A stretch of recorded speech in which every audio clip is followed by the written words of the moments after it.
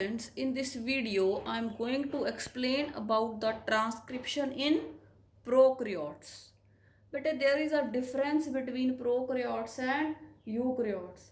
As you all know that prokaryotes, they don't have a well defined nucleus, whereas the eukaryotes, they have a nucleus. In prokaryotes, all the process like replication, transcription, translation, they occur in the cytoplasm, whereas in eukaryotes it is different. So we are going to discuss the steps involved in transcription in prokaryotes, and then there are few changes which are in the eukaryotes, which I'm going to tell you in the next video. So here we are going to discuss about the transcription in prokaryotes. Transcription in prokaryotes consists of three phases: initiation, elongation, termination. ਇਨੀਸ਼ੀਏਸ਼ਨ ਸ਼ੁਰੂ ਕਰਨਾ, ਇਲੋਂਗੇਸ਼ਨ process ਨੂੰ ਕਰਨਾ ਤੇ termination process ਨੂੰ stop ਕਰਨਾ। ਸੋ ਜਿਵੇਂ ਕਿ ਮੈਂ ਪਿਛਲੀ ਵੀਡੀਓ ਦੇ ਵਿੱਚ ਐਕਸਪਲੇਨ ਕੀਤਾ ਸੀ ਅਬਾਊਟ ਦੀ ਟਰਾਂਸਕ੍ਰਿਪਸ਼ਨ ਯੂਨਿਟ, ਉਸੇ ਤਰ੍ਹਾਂ ਸੇਮ ਟਰਾਂਸਕ੍ਰਿਪਸ਼ਨ ਯੂਨਿਟ ਹੈ ਬੇਟੇ। ਜਿਹੜਾ ਹੈ ਗ੍ਰੀਨ ਕਲਰ ਦਾ, ਇਹ ਮੈਂ ਪ੍ਰਮੋਟਰ ਦਿਖਾਇਆ। Promoter is the start point, ਕਿਉਂਕਿ RNA ਪੋਲੀਮਰੇਜ਼ ਹੈ ਜਿਹੜਾ ਉਹ ਇਸ ਪ੍ਰਮੋਟਰ ਤੇ ਆ ਕੇ ਲੱਗ ਜਾਂਦਾ ਹੈ ਤੇ ਟਰਾਂਸਕ੍ਰਿਪਸ਼ਨ ਦਾ ਪ੍ਰੋਸੈਸ ਹੈ ਜਿਹੜਾ ਉਹ ਸ਼ੁਰੂ ਹੋ ਜਾਂਦਾ ਹੈ। ਫਿਰ ਬੇਟੇ ਜਿਹੜਾ ਪਾਰਟ DNA ਦਾ ਜਿਹਦੇ ਤੋਂ ਅੱਗੇ ਬਣਨਾ ਜਿਹੜਾ ਹੈ ਆਪਣਾ RNA, ਉਹ ਮੈਂ ਬਲੂ ਕਲਰ ਦਾ ਦਿਖਾਇਆ ਹੈ, ਠੀਕ ਹੈ, ਆ ਸਾਰਾ ਦਿਖਾਇਆ ਹੈ। That is called the transcription unit. ਤੇ ਜਿੱਥੇ ਪ੍ਰੋਸੈਸ ਸਟਾਪ ਹੋਣਾ ਹੁੰਦਾ ਬੇਟੇ, that is called the termination point, ਜਿੱਥੇ ਕਿ ਆ ਕੇ ਜਿਹੜਾ ਹੈ ਪ੍ਰੋਸੈਸ ਹੈ ਜਿਹੜਾ ਸਟਾਪ ਹੋ ਜਾਂਦਾ। So this is the transcription unit.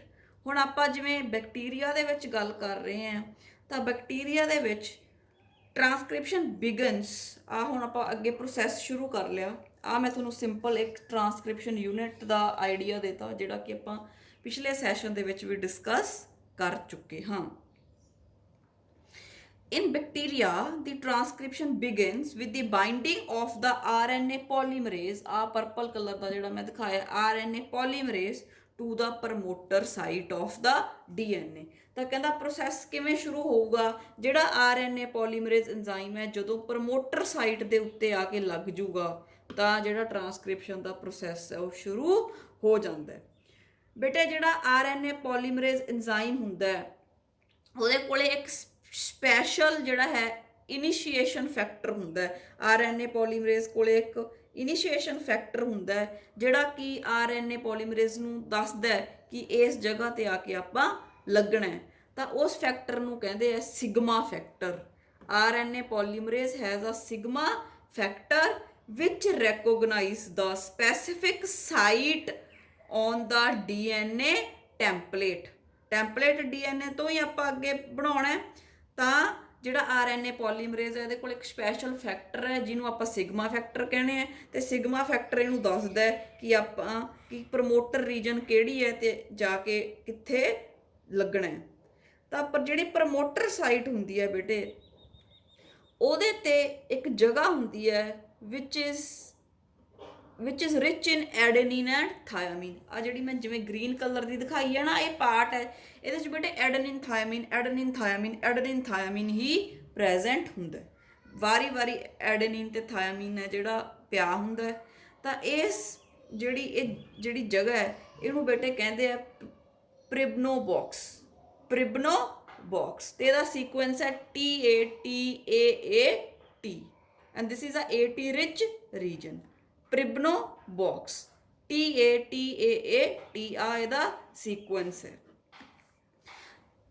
Bacteria ਦੇ ਵਿੱਚ, ਪ੍ਰੋਕੈਰੀਓਟਸ ਦੇ ਵਿੱਚ ਸਿਗਮਾ ਫੈਕਟਰ ਹੁੰਦਾ ਜਿਹੜਾ ਕਿ ਇਹਨੂੰ ਰਿਕੋਗਨਾਈਜ਼ ਕਰ ਲੈਂਦਾ ਪ੍ਰਿਬਨੋ ਬਾਕਸ ਨੂੰ, ਜਿੱਥੇ TATAAT ਪਿਆ, ਤੇ RNA polymerase ਨੂੰ ਉੱਥੇ ਪ੍ਰਮੋਟਰ ਸਾਈਟ ਦੇ ਉੱਤੇ ਬਾਈਂਡ ਕਰਾ ਦਿੰਦਾ ਤੇ ਪ੍ਰਮੋਟਰ ਸਾਈਟ ਤੋਂ ਜਿਹੜਾ ਹੈ that is the start point for the transcription. ਉੱਥੋਂ ਟਰਾਂਸਕ੍ਰਿਪਸ਼ਨ ਸ਼ੁਰੂ ਹੋਣੀ ਹੁੰਦੀ ਹੈ। ਤਾਂ ਬੇਟੇ ਕੀ ਦੇਖ ਲਿਆ ਆਪਾਂ कि जिहड़ा है binding of the RNA polymerase has taken place and unbinding of the DNA takes place. जिवें ही RNA पॉलीमरेज DNA ਦੇ ਉੱਤੇ ਆ ਕੇ ਲੱਗ ਜਾਂਦਾ ਹੈ, DNA ਦੇ ਜਿਹੜੇ ਸਟ੍ਰੈਂਡਸ ਆ ਖੁੱਲਣਾ ਸ਼ੁਰੂ ਹੋ ਜਾਂਦੇ ਆ। Unbinding of the DNA takes place. फिर बेटे इनिशिएशन होगी, मतलब प्रोसैस शुरू हो गया। DNA सी देखो तुसी आ DNA दे दो स्ट्रैंड सी, DNA खुलना शुरू हो गया, जो मैं कहनी है बबल बन जाता है। ठीक है, RNA पॉलीमरेज आके लग गया पर्पल कलर का उपर, तो जो DNA सी वो खुलना शुरू हो गया, जिन्होंने आप कहने अनवाइंडिंग ऑफ द DNA। तो बेटे जो एक चीज़ जी मैं होर दसनी चाहनी है कि आप जी गल की कि प्रमोटर की, ਜਿਹੜਾ ਪ੍ਰਮੋਟਰ ਹੈ ਆਪਾਂ ਨੂੰ ਪਤਾ ਹੈ it is located 5 prime and upstream. ਠੀਕ ਹੈ, 5 ਪ੍ਰਾਈਮ ਆਪਾਂ ਕਿਉਂ ਕਹਿੰਦੇ ਆ, ਕਿਉਂਕਿ ਆਪਾਂ ਕਿਹੜਾ ਦੇਖਣਾ ਹੁੰਦਾ ਹੈ, ਕੋਡਿੰਗ ਸਟ੍ਰੈਂਡ ਦੇਖਣਾ ਹੈ। ਠੀਕ ਹੈ, ਤੇ ਫਿਰ ਆਪਾਂ ਜਿਹੜਾ ਹੈ ਅਪਸਟ੍ਰੀਮ ਕਿਉਂ ਕਿਹਾ, ਕਿਉਂਕਿ ਸਟਰਕਚਰਲ ਯੂਨਿਟ ਤੋਂ ਜਿਹੜਾ ਹੈ ਆਪਾਂ ਕਹਿ ਸਕਦੇ ਹਾਂ ਉਹਦੀ ਡਾਇਰੈਕਸ਼ਨ ਦੇਖ ਕੇ। ठीक है बेटे, आ जिहड़ा मैं नीचे वाला दिखाया ये टैंपलेट स्ट्रैंड है। टैंपलेट स्ट्रैंड तो RNA बनना होंगे। जिहड़ा टैंपलेट स्ट्रैंड होंगे किवें पता लगता टैंपलेट स्ट्रैंड है, क्योंकि 3:5 डायरैक्शन च होंदा है, ते जिहड़ा RNA उहदू ओपोजिट पोलैरिटी का बनता है। जिहड़ा उपर वाला ये कोडिंग स्ट्रैंड है, कॉम्पलीमेंटरी कोडिंग स्ट्रैंड है, इहदी डायरैक्शन 5:3 है। तो कोडिंग स्ट्रैंड तो ही आप डिसाइड करते हैं कि जिहड़ा है अपस्ट्रीम है तो किहड़े पासे जिहड़ा है पिया है जिहड़ा अपना प्रमोटर है। तो आप कहने promoter is located towards the 5, क्योंकि आप कोडिंग स्ट्रैंड तो देखना होंगे 5 वाले पासे पिया होंगे प्रमोटर। ठीक है, फिर बेटे इत्थे देखते हैं आप RNA का जिहड़ा है RNA पॉलीमरेज आके लग गया तो हौली हौली बेटे अगे नूं जांदा है। ठीक है, जिमें जिमें अगे नूं जांदा है DNA की अनकोइलिंग होंदी जांदी है, तो जिहड़ा RNA आ देखो इत्थे छोटा जिहा सैगमेंट बनिया सी, फिर जिमें जिमें अगे नूं तुरिया तो RNA होर वड्डा हो गया, अगे नूं होर तुरिया RNA होर वड्डा हो गया। So as the RNA polymerase enzyme moves along the strand it adds complementary nucleotides. तो बेटे ਜਿਹੜੇ टैंपलेट स्ट्रैंड ते बेस लगे होंदे आ उदों ਜਿਹੜੇ ਕੰਪਲੀਮੈਂਟਰੀ ਬੇਸ ਹੁੰਦੇ ਆ ਉਹ ਆ ਕੇ ਇਸ ਇਧਰੋਂ ਲੱਗਦੇ ਜਾਂਦੇ ਆ, ਇਧਰੋਂ ਸਪਲਾਈ ਹੁੰਦੀ ਹੈ, ਇਧਰੋਂ ਲੱਗਦੇ ਜਾਂਦੇ ਆ, ਤੇ RNA ਲੰਬਾ ਹੁੰਦਾ ਜਾਂਦਾ ਹੈ and single stranded RNA is being formed in the 5:3 direction. Uncoiling and separation of the two strands of the DNA takes place by the breaking of hydrogen bonds। ਉਹ ਆਪਾਂ ਜਿਹੜਾ ਹੈ ਜਿਵੇਂ ਆਪਾਂ ਉਹਦੇ ਵਿੱਚ ਕੀਤਾ ਸੀ ਰੈਪਲੀਕੇਸ਼ਨ ਦੇ ਵਿੱਚ, ਸਿਮਿਲਰਲੀ ਇਸ ਤਰ੍ਹਾਂ ਹੀ ਹੋ ਰਿਹਾ। ਠੀਕ ਹੈ ਬੇਟੇ, ਆ ਫਸਟ ਸੀ ਇਨੀਸ਼ੀਏਸ਼ਨ ਸ਼ੁਰੂ ਹੋਇਆ। ਦੂਜੇ ਸਟੈਪ ਨੂੰ ਆਪਾਂ ਕਿਹਾ ਇਲੋਂਗੇਸ਼ਨ। ਇਲੋਂਗੇਸ਼ਨ ਦਾ ਮਤਲਬ ਹੈ ਕਿ ਨਵੇਂ ਬੇਸਿਸ ਨਵੇਂ ਨਿਊਕਲੀਓਟਾਈਡਸ ਆ ਕੇ ਜੁੜੀ ਜਾਂਦੇ ਆ, ਤੇ ਜਿਹੜੀ mRNA ਦੀ ਚੇਨ ਹੈ ਇਟ ਕੀਪਸ ਔਨ ਗਰੋਇੰਗ, ਇਹ ਲੰਬੀ ਹੋ ਗਈ ਹੈ। ਐਸਾ ਇੱਥੇ ਤੁਸੀਂ ਦੇਖ ਸਕਦੇ ਹੋ ਇਸ ਡਾਇਗਰਾਮ ਦੇ ਵਿੱਚ ਚੇਨ ਹੈ ਜਿਹੜੀ ਉਹ ਲੰਬੀ ਹੋ ਗਈ, ਇੱਥੇ ਬਿਲਕੁਲ ਛੋਟੀ ਜੀ ਸੀ। RNA ਜਿਹੜਾ ਪੋਲੀਮਰੇਜ਼ ਇਟ ਮੂਵਸ ਡਾਊਨ। ਠੀਕ ਹੈ, ਥੱਲੇ ਨੂੰ ਜਾਂਦਾ ਹੈ, ਤਾਂ ਜਿਹੜਾ ਹੈ ਬੱਬਲ ਹੈ ਜਿਹੜਾ ਉਹ ਵੀ ਅੱਗੇ ਨੂੰ ਜਾਂਦਾ ਹੈ। ਤੇ ਫਿਰ ਬੇਟੇ ਐਂ ਕਰਦੇ ਕਰਦੇ ਜਿਹੜਾ ਬੱਬਲ ਹੈ ਇਟ ਰੀਚਿਸ ਦੀ ਟਰਮੀਨੇਸ਼ਨ ਸਾਈਟ, ਜਿੱਥੇ ਆਪਾਂ ਜਿਹੜਾ ਮੈਂ ਰੈੱਡ ਕਲਰ ਨਾਲ ਦਿਖਾਇਆ ਦਿਸ ਇਜ਼ ਦੀ ਟਰਮੀਨੇਸ਼ਨ ਪੁਆਇੰਟ, ਜਿੱਥੇ ਆ ਕੇ ਪ੍ਰੋਸੈਸ ਸਟਾਪ ਹੋ ਜਾਂਦਾ ਹੈ। ਤੇ ਹੌਲੀ ਹੌਲੀ RNA ਪੋਲੀਮਰੇਜ਼ ਜਦੋਂ ਬੱਬਲ ਤੇ ਆ ਜਾਂਦਾ ਹੈ। ਜਿਵੇਂ ਬੇਟੇ RNA ਪੋਲੀਮਰੇਜ਼ ਕੋਲੇ ਮੈਂ ਤੁਹਾਨੂੰ ਦੱਸਿਆ ਸੀ ਸਿਗਮਾ ਫੈਕਟਰ ਹੈ, ਸਿਗਮਾ ਫੈਕਟਰ RNA ਪੋਲੀਮਰੇਜ਼ ਨੂੰ ਪ੍ਰਮੋਟਰ ਬਾਰੇ ਦੱਸਦਾ ਕਿ ਇੱਥੇ ਆਪਾਂ ਲੱਗ ਜਾਣਾ ਹੈ। ਉਵੇਂ ਹੀ RNA ਪੋਲੀਮਰੇਜ਼ ਕੋਲੇ ਇੱਕ ਹੋਰ ਫੈਕਟਰ ਹੈ ਜਿਹਨੂੰ ਕਹਿੰਦੇ ਆ ਰੋ ਫੈਕਟਰ। ਰੋ ਫੈਕਟਰ ਬੇਟੇ RNA ਪੋਲੀਮਰੇਜ਼ ਨੂੰ ਟਰਮੀਨੇਸ਼ਨ ਬਾਰੇ ਦੱਸਦਾ ਤੇ ਟਰਮੀਨੇਸ਼ਨ ਪੁਆਇੰਟ ਤੇ ਦੱਸਦਾ ਕਿ ਹੁਣ ਜਿਹੜੀ ਹੈ ਬੰਦ ਕਰਨੀ ਹੈ ਜਿਹੜੀ ਟ੍ਰਾਂਸਕ੍ਰਿਪਸ਼ਨ ਹੈ। So once the RNA polymerase enzyme it reaches the termination point, it reaches the termination region, the RNA falls off। ठीक है, RNA ਜਿਹੜਾ ਉਹ ਇੱਥੋਂ ਦੀ ਅਲੱਗ ਡਿੱਗ ਪੈਂਦਾ ਤੇ ਆਰਐਨਏ ਪੋਲੀਮਰੇਜ਼ ਅਲੱਗ ਹੋ ਜਾਂਦਾ ਹੈ। ਇਹ ਆਰਐਨਏ ਪੋਲੀਮਰੇਜ਼ ਫਿਰ ਕਿਤੇ ਹੋਰ ਜਾ ਕੇ ਕਿਸੇ ਹੋਰ ਡੀਐਨਏ ਤੇ ਆਪਦਾ ਟਰਾਂਸਕ੍ਰਿਪਸ਼ਨ ਦਾ ਪ੍ਰੋਸੈਸ ਕਰਵਾ ਸਕਦਾ ਹੈ। ਠੀਕ ਹੈ, ਤਾਂ ਟਰਮੀਨੇਟਰ ਆਪਾਂ ਹਮੇਸ਼ਾ ਕਹਿਣੇ ਆ ਕਿੱਧਰ ਪਿਆ 3' ਐਂਡ ਵੱਲ, ਕਿਉਂਕਿ ਆਪਾਂ ਕੋਡਿੰਗ ਸਟ੍ਰੈਂਡ ਦੇਖਣਾ। ਐਂ ਕਨਫਿਊਜ਼ ਨਹੀਂ ਹੋਣਾ ਕਿ ਕਦੇ ਮੈਂ ਨੀਚੇ ਬਣਾਇਆ ਕਦੇ ਉੱਪਰ ਬਣਾਇਆ, ਡਾਇਰੈਕਸ਼ਨ ਤੋਂ ਤੁਹਾਨੂੰ ਪਤਾ ਲੱਗ ਜੂਗਾ। ਠੀਕ ਹੈ, ਜਿਹੜਾ ਕੋਡਿੰਗ ਸਟ੍ਰੈਂਡ ਹੈ ਉਹ 5:3 ਤੇ ਹੁੰਦਾ, ਜਿਹੜਾ ਟੈਂਪਲੇਟ ਹੈ ਉਹ 3:5, ਰਾਈਟ। ਤੇ ਇੱਥੇ ਪਹਿਲਾਂ ਜਿਹੜੇ ਡਾਇਗਰਾਮ ਸੀ ਉਹਨਾਂ ਦੇ ਵਿੱਚ ਮੈਂ ਜਿਹੜਾ ਸੀ ਉੱਪਰ ਤੁਹਾਨੂੰ ਦਿਖਾਇਆ ਸੀ ਜਿਵੇਂ NCERT ਬੇਸਡ ਹੈ। ਇੱਥੇ ਹੁਣ ਮੈਂ ਆਪਾਂ RNA ਬਣਾਉਣਾ ਹੈ ਤਾਂ ਫਿਰ ਮੈਨੂੰ ਇਹਨੂੰ ਆਪੋਜ਼ਿਟ ਕਰਨਾ ਹੀ ਪੈਣਾ ਸੀ, ਤਾਂ ਇਸ ਕਰਕੇ ਜਿਹੜਾ ਟੈਂਪਲੇਟ ਸਟ੍ਰੈਂਡ ਸੀ ਉਹ ਮੈਂ ਨੀਚੇ ਦਿਖਾਇਆ, ਪਰ ਉਹਦੀ ਪੋਲੈਰਿਟੀ ਤੋਂ ਤੁਹਾਨੂੰ ਜੱਜ ਕਰਨਾ ਹੈ ਕਿ ਕਿਹੜਾ ਟੈਂਪਲੇਟ ਹੈ ਤੇ ਕਿਹੜਾ ਕੋਡਿੰਗ ਸਟ੍ਰੈਂਡ ਹੈ। ਤੇ ਜਿਹੜਾ ਅਪਸਟ੍ਰੀਮ ਡਾਊਨਸਟ੍ਰੀਮ ਤੇ ਉਹਦੀ ਡਾਇਰੈਕਸ਼ਨ ਦੱਸਣੀ ਹੈ ਉਹ ਹਮੇਸ਼ਾ ਕੋਡਿੰਗ ਸਟ੍ਰੈਂਡ ਤੋਂ ਦੱਸਣੀ ਹੈ, ਮਤਲਬ ਕਿ ਜਿਹੜਾ 5 to 3 ਪਿਆ। ਠੀਕ ਹੈ, ਤਾਂ ਸਿਗਮਾ ਫੈਕਟਰ ਨਾਲ ਟਰਾਂਸਕ੍ਰਿਪਸ਼ਨ ਸ਼ੁਰੂ ਹੋਈ ਤੇ ਰੋ ਫੈਕਟਰ ਨਾਲ ਟਰਾਂਸਕ੍ਰਿਪਸ਼ਨ ਟਰਮੀਨੇਟ ਹੋ ਗਈ, ਖਤਮ ਹੋ ਗਈ। ਹੁਣ ਬੇਟੇ ਆਪਾਂ ਨੂੰ ਪਤਾ ਹੈ ਕਿ ਜਿਹੜਾ RNA ਹੈ ਉਹ ਜਿਹੜਾ ਪ੍ਰੋਕੈਰੀਓਟਸ ਹੈ ਉਹਨਾਂ ਦੇ ਵਿੱਚ ਜਿਹੜਾ DNA ਸੀ ਉਹ ਵੀ ਸਾਈਟੋਪਲਾਜ਼ਮ ਦੇ ਵਿੱਚ ਹੀ ਪਿਆ ਸੀ, RNA ਵੀ ਸਾਈਟੋਪਲਾਜ਼ਮ ਦੇ ਵਿੱਚ ਹੀ ਪਿਆ,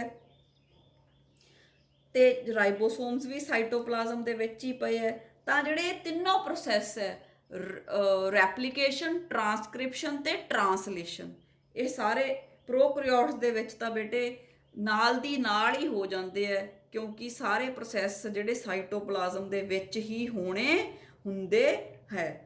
ਤਾਂ ਇਸ ਕਰਕੇ ਆਪਾਂ ਕਹਿ ਸਕਦੇ ਹਾਂ ਵੀ ਜਿਹੜੀ ਟਰਾਂਸਕ੍ਰਿਪਸ਼ਨ ਹੈ, ਜਿਵੇਂ ਜਿਵੇਂ ਟਰਾਂਸਕ੍ਰਿਪਸ਼ਨ ਹੋਈ ਜਾਂਦੀ ਹੈ ਨਾਲ ਦੀ ਨਾਲ ਹੀ ਟਰਾਂਸਲੇਸ਼ਨ ਸ਼ੁਰੂ ਹੋ ਜਾਂਦੀ ਹੈ।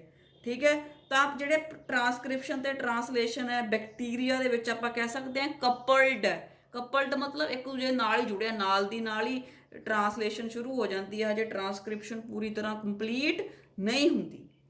ਪਰ ਜਿਹੜੇ ਯੂਕੈਰੀਓਟਸ ਹੈ ਜਿਵੇਂ ਹਿਊਮਨ ਬੀਇੰਗਸ ਹੈ ਆਪਣੇ 'ਚ ਬੜੇ ਡਿਫਰੈਂਟ ਹੈ। DNA ਪਿਆ ਹੁੰਦਾ ਨਿਊਕਲੀਅਸ ਦੇ ਵਿੱਚ, ਠੀਕ ਹੈ, ਤਾਂ ਤੇ ਜਿਹੜਾ RNA ਹੈ ਉਹ ਨਿਊਕਲੀਅਸ ਦੇ ਵਿੱਚ ਬਣਦਾ ਹੈ, ਪਰ ਰਾਈਬੋਸੋਮਸ ਸਾਈਟੋਪਲਾਜ਼ਮ ਦੇ ਵਿੱਚ ਪਏ ਤਾਂ ਪ੍ਰੋਟੀਨਸ ਸਾਈਟੋਪਲਾਜ਼ਮ ਦੇ ਵਿੱਚ ਬਣਦੇ ਹੈ।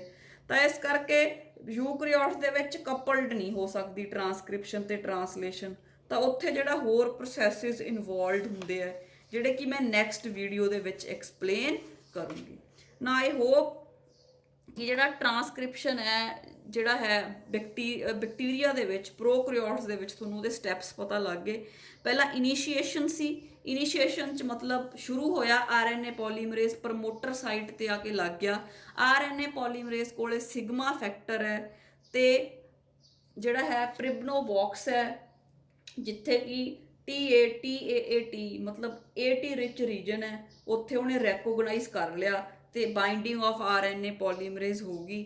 ਤੇ ਜਦੋਂ RNA ਪੋਲੀਮਰੇਜ਼ ਬਾਈਂਡ ਕਰ ਜੂ DNA ਦੀ ਅਨਬਾਈਂਡਿੰਗ ਹੋ ਜੂ ਤੇ ਇਹਨੂੰ ਆਪਾਂ ਕਹਿੰਦੇ ਆ ਇਨੀਸ਼ੀਏਸ਼ਨ, ਮਤਲਬ RNA ਦਾ ਜਿਹੜਾ ਬਣਨ ਦਾ ਪ੍ਰੋਸੈਸ ਸੀ ਉਹ ਸ਼ੁਰੂ ਹੋ ਗਿਆ। ਉਸ ਤੋਂ ਬਾਅਦ ਬਬਲ ਮੂਵ ਕਰੂਗਾ, ਇਹਨੂੰ ਆਪਾਂ ਕਹਿਣਾ ਇਲੋਂਗੇਸ਼ਨ। RNA ਬਣਦਾ ਜਾਊਗਾ ਫਰੋਮ 5 to 3 ਡਾਇਰੈਕਸ਼ਨ। ਇੱਧਰਲੇ ਪਾਸੇ ਆ ਕੇ ਜਿੱਧਰ 3' ਹੈ RNA ਦਾ ਉਧਰ ਨਿਊਕਲੀਓਟਾਈਡਸ ਜੁੜਦੇ ਜਾਣਗੇ ਤੇ RNA ਜਿਹੜਾ ਸਟ੍ਰੈਂਡ ਹੈ ਉਹ ਲੰਬਾ ਹੁੰਦਾ ਜਾਊਗਾ। RNA is always single stranded. ਤਾਂ ਤੁਸੀਂ ਇੱਥੇ ਦੇਖ ਸਕਦੇ ਹੋ ਕਿ ਟਰਾਂਸਕ੍ਰਿਪਸ਼ਨ ਹੁੰਦੀ ਗਈ, ਜਿਹੜਾ ਬਬਲ ਸੀ ਜਿਹੜਾ RNA ਪੋਲੀਮਰੇਜ਼ ਸੀ ਉਹਦੇ ਕੋਲੇ ਰੋ ਫੈਕਟਰ ਹੈ ਤੇ ਉਹ ਟਰਮੀਨੇਸ਼ਨ ਪੁਆਇੰਟ ਤੇ ਪਹੁੰਚ ਚੁੱਕਿਆ ਹੈ ਤੇ ਰੋ ਫੈਕਟਰ ਰੈਕੋਗਨਾਈਜ਼ ਕਰ ਲੈਂਦਾ ਟਰਮੀਨੇਸ਼ਨ ਪੁਆਇੰਟ ਨੂੰ ਤੇ ਦੱਸ ਦਿੰਦਾ ਕਿ ਹੁਣ ਉਹ ਜਿਹੜੀ ਹੈ ਟਰਾਂਸਕ੍ਰਿਪਸ਼ਨ ਨਹੀਂ ਕਰਨੀ, ਹੋਰ RNA ਨਹੀਂ ਬਣਾਉਣਾ। ਤਾਂ ਜਿਹੜਾ RNA ਉਹ ਅਲੱਗ ਹੋ ਜਾਂਦਾ, ਜਿਹੜਾ DNA ਦਾ ਸਟ੍ਰੈਂਡ ਹੈ ਫਿਰ ਕੋਇਲ ਹੋ ਜਾਂਦਾ ਜਿਹੜਾ ਅਨਕੋਇਲ ਹੋਇਆ ਹੁੰਦਾ ਤੇ ਕੰਪਲੀਟ RNA ਟਰਾਂਸਕ੍ਰਿਪਟ ਬਣ ਜਾਂਦਾ। RNA ਪੋਲੀਮਰੇਜ਼ ਵੀ ਫ੍ਰੀ ਹੋ ਜਾਂਦਾ to bind with some other DNA strand. ਤਾਂ ਬੇਟੇ ਮੈਂ ਇੱਕ ਹੋਰ ਡਾਇਗਰਾਮ ਬਣਾਇਆ ਜਿਹਦੇ ਵਿੱਚ ਆਪਾਂ ਦੇਖ ਸਕਦੇ ਹਾਂ ਕਿ ਡਬਲ ਸਟ੍ਰੈਂਡਡ DNA, ਇੱਕ ਸਟ੍ਰੈਂਡ ਬਲੈਕ ਕਲਰ ਦਾ ਇੱਕ ਰੈੱਡ ਕਲਰ ਦਾ। ਜਿਹੜਾ ਰੈੱਡ ਕਲਰ ਦਾ ਇਹ ਜਿਹੜਾ ਹੈ ਟੈਂਪਲੇਟ ਸਟ੍ਰੈਂਡ ਹੈ, ਇਹਦੇ ਤੋਂ ਬੇਟੇ ਗ੍ਰੀਨ ਕਲਰ ਦਾ RNA ਸਟ੍ਰੈਂਡ ਜਿਹੜਾ ਨਵਾਂ ਬਣ ਰਿਹਾ ਹੈ। ਠੀਕ ਹੈ ਬੇਟੇ, ਇੱਥੋਂ DNA ਜਿਹੜਾ ਹੈ ਜਿਵੇਂ ਜਿਵੇਂ ਬੱਬਲ ਗਾਂਹ ਨੂੰ ਜਾਂਦਾ ਤਾਂ DNA ਇੱਥੋਂ ਦਾ DNA ਖੁੱਲ੍ਹਦਾ ਜਾਂਦਾ ਤੇ ਪਿੱਛੋਂ DNA ਫਿਰ ਰੀਬਾਊਂਡ ਹੁੰਦਾ ਜਾਂਦਾ, ਫਿਰ ਜਿਹੜਾ ਹੈ ਉਹ ਕੋਇਲ ਹੁੰਦਾ ਜਾਂਦਾ ਹੈ। ਆ ਬਲੂ ਕਲਰ ਦਾ ਆਰਐਨਏ ਪੋਲੀਮਰੇਜ਼ ਐਂਜ਼ਾਈਮ ਦਿਖਾਇਆ ਤੇ ਆ ਪੂਰਾ ਬਬਲ ਹੈ, ਠੀਕ ਹੈ। ਤੇ ਇੱਧਰ ਡੀਐਨਏ ਅਨਵਾਊਂਡ ਹੁੰਦਾ ਜਾਂਦਾ ਹੈ, ਜਿਵੇਂ ਜਿਵੇਂ ਬੱਬਲ ਜਾਂਦਾ ਤੇ ਪਿੱਛੇ ਜਿਹੜਾ ਹੈ ਡੀਐਨਏ ਰੀਵਾਊਂਡ ਹੁੰਦਾ ਜਾਂਦਾ ਹੈ। ਇੱਧਰ ਬੇਟੇ ਨਿਊਕਲੀਓਟਾਈਡਸ ਆ ਜਿਹੜੇ ਤੁਹਾਨੂੰ ਮੇਖਾਂ ਜਿਹੀਆਂ ਅੱਗੇ ਤੁਸੀਂ ਦੇਖ ਰਹੇ ਹੋ, ਠੀਕ ਹੈ। ਇਹ ਨਿਊਕਲੀਓਟਾਈਡਸ ਹੈ, ਜਿਵੇਂ ਕਿ ਜਿੰਨੇ ਵੀ ਜਿਹੜੇ ਜਿਸ ਤਰ੍ਹਾਂ ਦੇ ਬੇਸ ਪੇਅਰਸ ਚਾਹੀਦੇ ਹੁੰਦੇ ਆ, ਕੰਪਲੀਮੈਂਟਰੀ ਬੇਸ ਪੇਅਰਸ, ਤਾਂ ਕਿ ਆਰਐਨਏ ਦਾ ਸਟ੍ਰੈਂਡ ਬਣ ਸਕੇ। ਤੇ ਆਰਐਨਏ ਦੀ ਪੋਲੈਰਿਟੀ ਆਪਾਂ ਨੂੰ ਪਤਾ ਹੈ, ਆਰਐਨਏ ਹਮੇਸ਼ਾ ਬਣਦਾ 5' to 3', ਕਿਉਂਕਿ ਟੈਂਪਲੇਟ ਸਟ੍ਰੈਂਡ ਸੀ ਜਿਹੜਾ ਉਹ ਸੀਗਾ 3 to 5। This is how the process of ਜਿਹੜਾ ਹੈ ਟਰਾਂਸਕ੍ਰਿਪਸ਼ਨ ਟੇਕਸ ਪਲੇਸ। ਤਾਂ ਬੇਟੇ ਆਹ ਦੇਖੋ ਤੁਸੀਂ, ਆਪਣਾ ਆਹ ਡੀਐਨਏ ਦਾ ਸਟ੍ਰੈਂਡ ਸੀ, ਸਪੋਜ਼ ਇਹਦੇ ਕੋਲੇ ATGGCAC ਆਹ ਡੀਐਨਏ ਦਾ ਟੈਂਪਲੇਟ ਸਟ੍ਰੈਂਡ ਸੀ, ਇਹਦੇ ਤੋਂ mRNA ਜਾਂ ਆਪਾਂ ਕਹਿ ਸਕਦੇ ਹਾਂ ਆਰਐਨਏ ਬਣ ਗਿਆ।